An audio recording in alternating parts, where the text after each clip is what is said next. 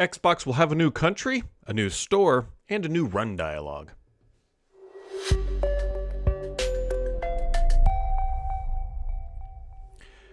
Happy Friday, friends! It's December. It is a December to, isn't that Toyotathon? Or is that a Lexus to remember? Or something like that. Whatever. Give her a Lexus for December, Christmas, whatever those Christmas commercials are. If none of that makes sense to you, you are probably never watched TV, which means you're probably under the age of like 25, maybe. But yeah.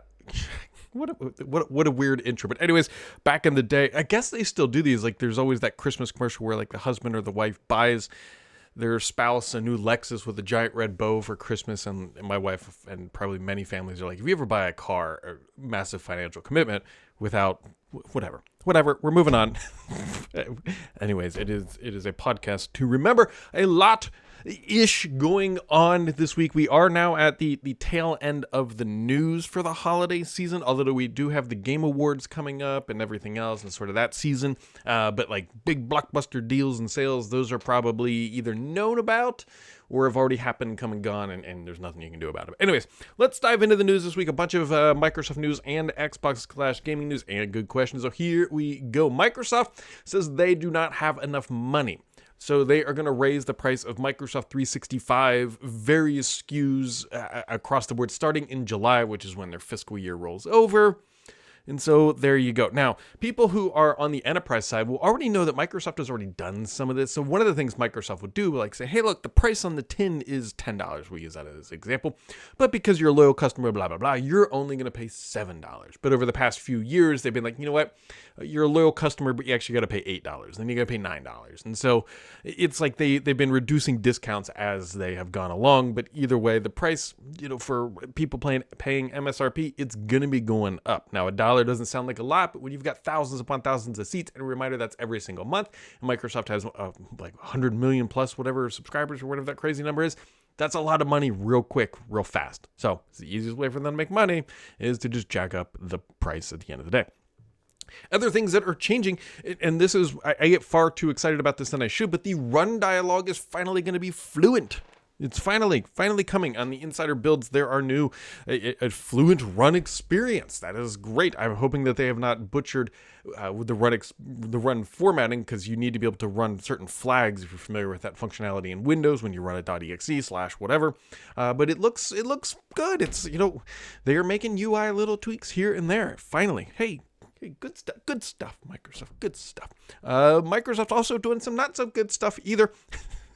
So, one of the latest KB updates is bringing back the white flashbang effect in File Explorer. File Explorer continues to be the thing that is sludgy, and Microsoft is going so far that they might preload it rather than improving performance. They'll just kind of preload it in the background and suck up some RAM usage, so it loads a little faster for you. But either way, this KB specifically brings back that white flashbang when you're using dark mode.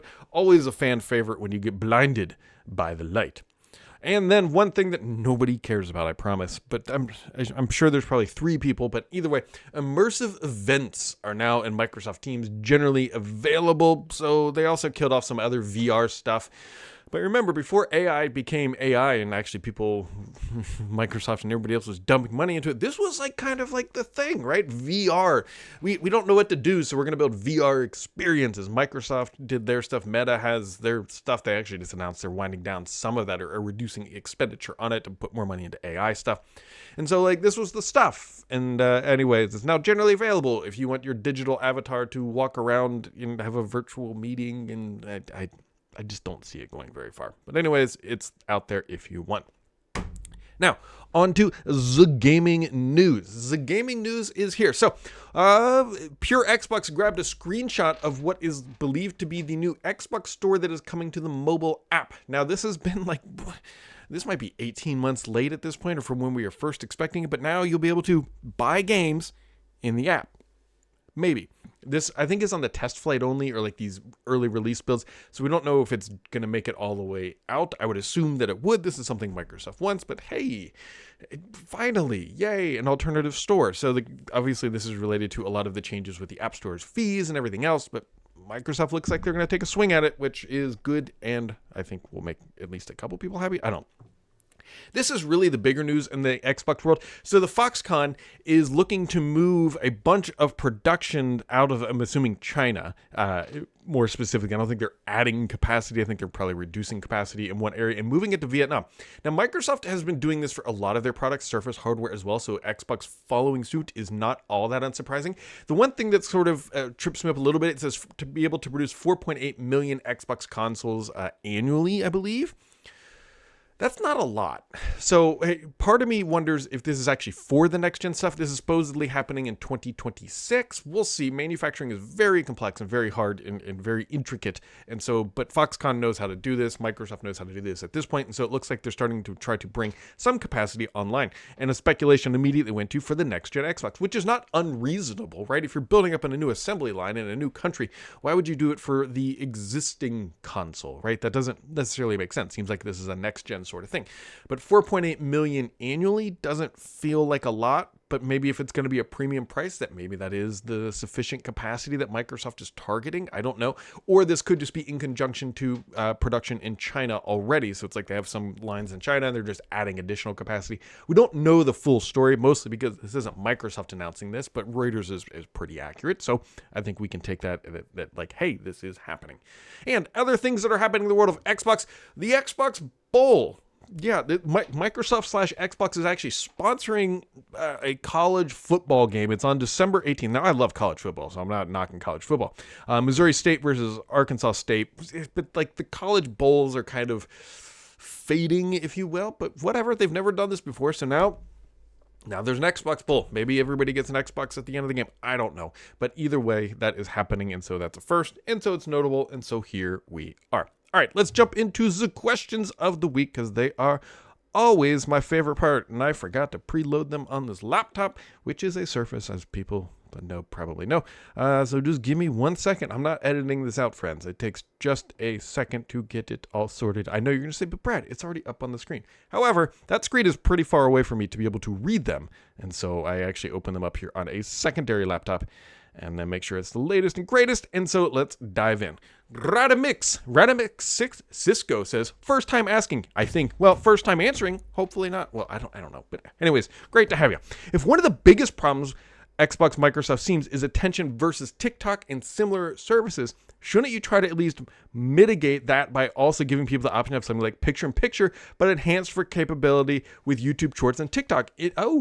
Integrated them instead of fighting against them. That would be an interesting way, and I kind of hate it, but not doing nothing doesn't seem to attract more people. So interesting. First off, picture-in-picture like always pops into my head because when I was growing up, that was like the killer feature when you bought a new TV. It's like, how many pips could you be running at a time? And I remember we had a TV, I think you could do 3, which basically means you had 4 tuners, get like a big picture and then a 3, and then like you could move them around, and the Sony Trinitrons and the pips, and that stuff kind of went nowhere. Now it has made actually more resurgence probably on the PC, so you can have a YouTube video playing while you're doing your other stuff, and I believe that's what he, or I should say she, is asking. I mean, you could, but I don't know I guess you could stream TikTok content, but that sort of, like, my gut reaction here is like, hey, that would make a lot of sense if you're doing like a tutorial. Like, I could see that. But like if you're trying to watch like funny cats like knocking things off the edge of ledges, that seems to kind of go against playing games, because then you're like multitasking but not really tasking anything. So I don't know. I mean, it would be interesting to see it, but I think also part of the back of my brain is like they might be a little concerned. Remember the whole TV when was that Don Matrick did the Xbox One? They're like, we don't want to do that again. We don't even want to bring that back in any capacity. BMax says, what's the chance of a quick resume feature coming to PC? And Microsoft fixing that. And Microsoft fixing the hibernated sleep mode on PC. 2 different questions, although they were probably related because they kind of like sleep and then bring things back. I don't think it's unreasonable to expect them to try to bring it to PC, and that would be a nice differentiator for the Xbox app. They obviously have the technology, and I don't necessarily buy their story like, hey, you have to have the whatever velocity drive to make this happen. Now, yeah, you probably can't have spinning Rust to do it, but like PCI, like these Gen 5 drives, like NVMe drives, they're fast enough. They're fast enough to do quick resume. So I think that would be a very nice differentiator. As long as they can solve the multiplayer problem, I feel like they've made some progress with Call of Duty Black Ops 7, but it's still kind of funky. Like if you're in the middle of an online game and then like you close the game, then you reopen it, like, I don't know, days later, obviously that game session has ended, but the experience is still really not smooth and fast or quick or efficient. They can solve that. I think it'd be great. And what about fixing hibernate or sleep mode? They've been trying to solve that one for a long time.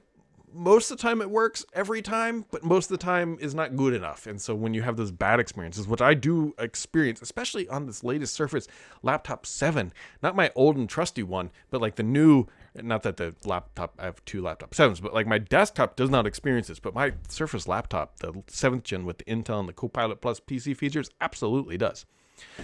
S7, we'll go with that. Is AI finally getting the reality check we were all waiting for? You'll know when the real reality check comes in because the market bottoms out. However, there's been a lot of hype. There's been a lot of like, this is AI and this is the next step towards AGI. I still feel like we are very far away from AGI. We're closer to some like nifty parlor tricks and things that are actually functional and useful, especially when you attach it to robots and everything else like that.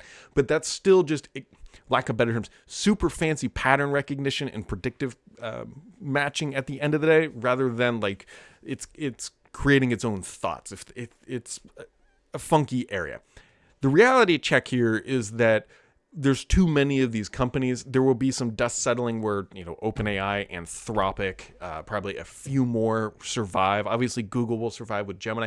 Microsoft probably has the real reckoning that, hey, they've got to develop their own models and their own processes, because just depending on OpenAI to do the heavy lifting is not a viable long-term solution. And Google is creeping in on that. And Google's new stuff is actually pretty darn good. I still think, I should qualify, for what I use AI stuff for, Anthropic Claude is much better than what Google does. But the gap is closing significantly. But I would also say that Gemini, the latest Gemini, is probably for coding and whatnot, feels like it's better than ChatGPT 5. So the deck cards are still being shuffled continuously with each new model, and these companies are innovating, and there's things going on. Microsoft is doing something with Copilot, but yeah, I don't think we're starting to the reality of this is the end game solution. Life is good. We can scale compute and energy usage infinitely is starting to come to a head. Also, is there infinite money in the market to keep pumping these companies up? We're also starting to feel that pressure. And by we feel, I mean ChatGPT is just burning oodles of noodles of money. Anthropic is, I think, probably in a healthier situation with some caveats there, but compared to an OpenAI, because their burn is much less, but they also don't have hundreds of millions of users. I think they're in the tens of millions, but they believe they have $1 billion annualized run rate. So these are real companies. But everyone, and there's the old Amazon burned money for so long and then they were great now. But they weren't burning money at this rate. So there you go. Mr. PKI with a triple dose of questions. He says, how are the Bengals doing this year? Have you given up? Listen, I will never give up. I will trash my Bengals. I will talk down about my Bengals, but I will be watching every Sunday, win, lose, or draw, unless I am traveling or I'm not capable of seeing a TV. And so, technically speaking, because the AFC North is a dumpster fire this year, which was probably the biggest shock of the NFL season, they're still in it. If they win the rest of their games, they probably get into the playoffs. So Joe Burrow's back. We'll see. We will see.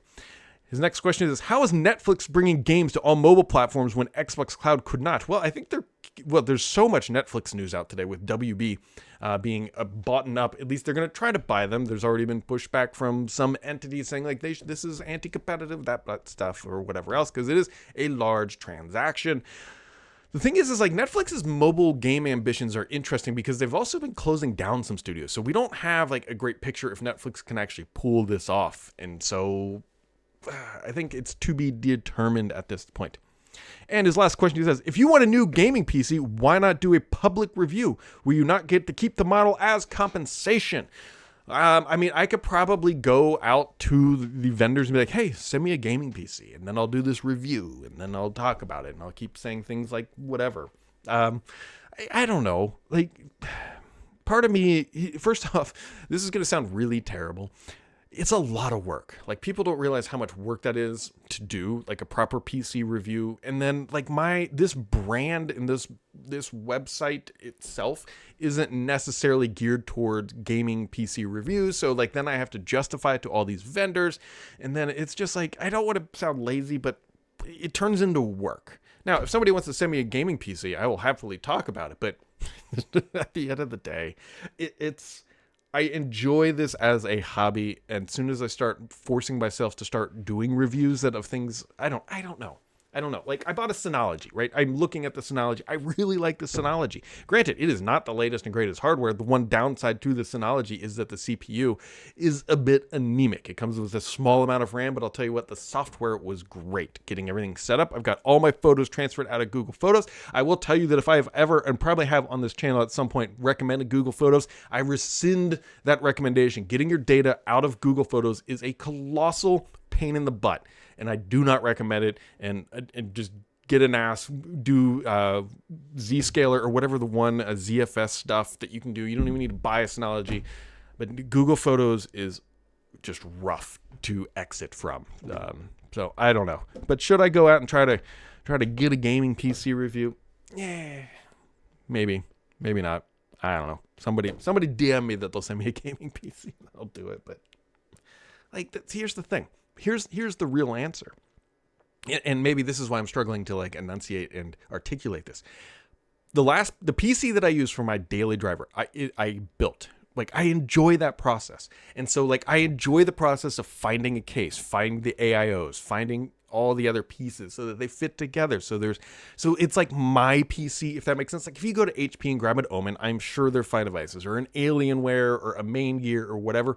But it's like, you get what's on the box and you can't customize it. And so I love, like, part of the best part is going to Micro Center and be like, I'm going to pick out these parts. I'm going to build it inside this case. I'm going to do the whole thing. And to me, that's the fun part of the gaming PC side, is like doing all that and then really dialing in that performance. And when you buy a gaming PC or do a review, they just ship you one in a box and it's like, here it is. This is the AIO that they chose. I don't like it. I would have gone with one with rounded corners rather than a circular one.